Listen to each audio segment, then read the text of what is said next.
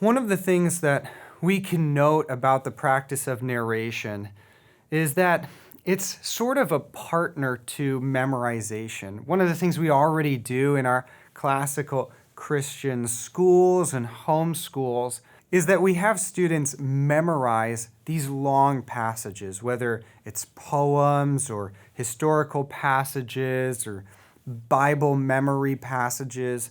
This is such a great thing and so necessary for students' development to store away in their long-term memory through that repetition, through that memorization, beautiful words, true words, good words, words that will come and help them along at particular points in their lives, words that they can chew on and contemplate for days, weeks, months, decades. A helpful other important tool for learning is narration. I think of how memorization focuses upon the exact memorization of words so that we have it word for word. But narration does something a little bit different. It gets into a student's storied imagination. It gets them taking in at one go without any repetition and absorbing more fully that content that we put in front of them. I think this is necessary as well. It may be a missing link. I think these are kind of two hands that work together and engage memory. We know, of course, that memory is the center of all learning.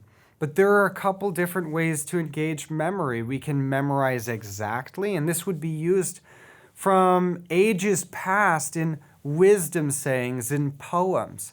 But then there's also the storytelling ability, the longer traditions that can be told many times in slightly different ways with different words in a different order.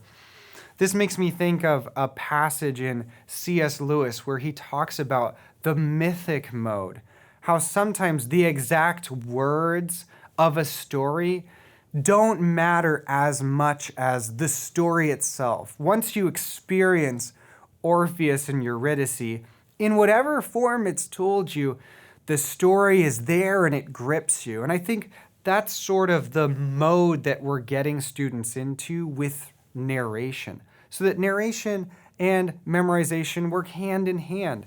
And in fact, in Charlotte Mason schools, they used both. They used recitation, or this memorization of long passages, and they used narration. Narration was kind of the bread and butter for going through content at a solid pace. You know, if you're going to read the great books, you can't memorize them.